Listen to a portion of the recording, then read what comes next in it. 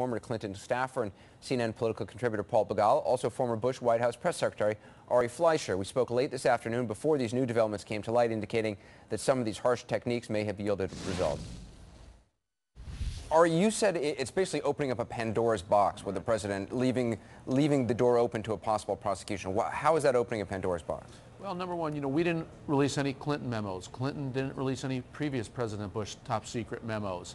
The problem that I have with all of this is now that the White House is doing this to its predecessor, what will future White Houses do depending on how the world turns under Barack Obama? Something will go wrong during Barack Obama's presidency.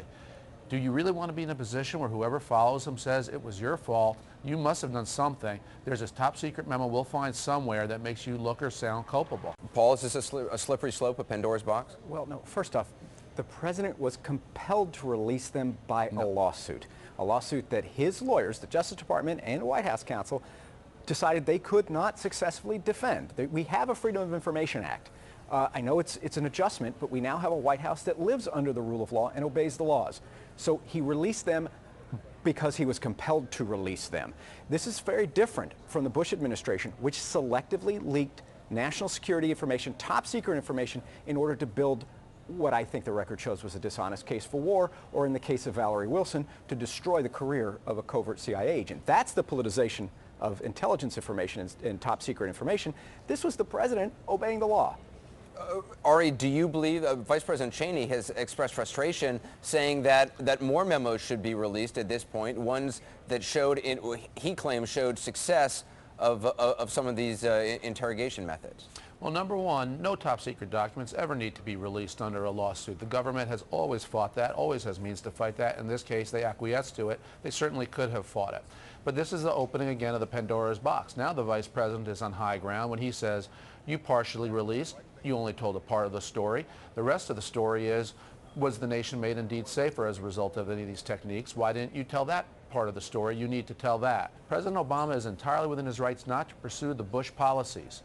But what was gained by releasing the Bush documents? Paul, what was gained? What was gained was an insight into really the trampling of the American Constitution and treaties into which we have entered that have the force of law and that should have been legally binding irrespective of the political views of a White House. Ari, do you believe torture took place? I don't know what I think about waterboarding. I think waterboarding is pretty close to the line, but I'm not an expert in it, and I think when it comes to that, you really can't go by what a layman has come to learn by reading newspapers. But I mean, techniques in the Nazis use stress positions, putting people in boxes. Sleep deprivation, I have no problem with. I think it all is how it's conducted and to what extent things go, but if you read those documents, it was conducted with medical people being present to make certain that it didn't enter the area where you go from a harsh technique, and I think it's appropriate to be harsh with people after September 11th. The medical people, though, were there to see whether or not they died, or just to keep them alive. No, so they could... it wasn't to see if they died. It was to prevent anything from going too far by error. That's why they were there.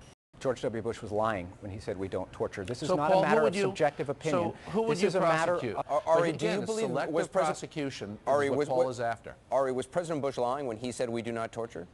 No, I don't think he was lying. Was he telling the truth?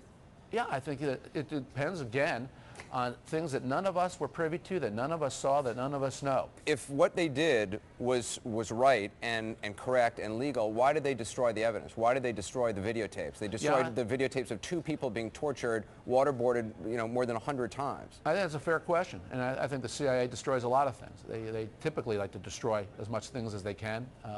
That's a matter of procedure at the CIA, not only on this, but on a host of But Porter-Goss, I think, head of the CIA, specifically did not want those tapes destroyed, and yet they were. Well, and that's why I said I think that's a fair question. I think it's a matter of CIA routine procedure to destroy a lot of things, and sometimes they go too far, get themselves in trouble for it. If, in fact, it does work, does it matter, Paul? No. If the Vice President is correct and valuable information was obtained, does that justify it? No. Ari, if it works, do you think then it's justified? No, I don't. Do you believe that it did work in this case? As the Vice President has, Vice Anderson, President Cheney your has premise is that it is torture. And I think the only people who can determine that are people from the Department of Justice. But it's interesting, because when the Khmer Rouge did it at Tuol Prison, and you can go there and you can see the instruments they use to waterboard people, I mean, we labeled it as torture. And Anderson, that's why I said the only people who are in a position to make an authoritative judgment on it should be career, independent-minded people at the Department of Justice, without anybody at the White House interfering or anybody else interfering. And then if they decide it was, then they've got a very careful decision to make about how far and extensive do you prosecute people. Is it the people who did it? Is it the Democrats and Republicans in Capitol Hill who were briefed on it and didn't object to it? And who in the administration would you have to apply that standard to? This is where this whole thing can go. But going back to the memo and going back to bipartisanship, it's not just the Bush people who said it was wrong to release that memo.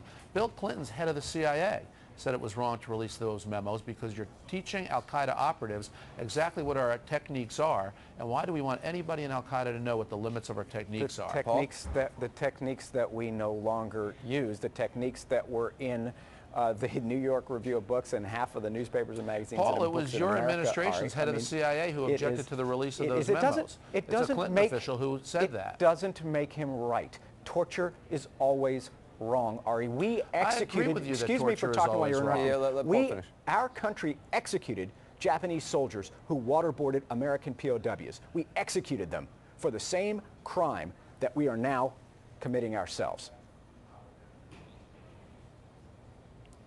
How do you defend that?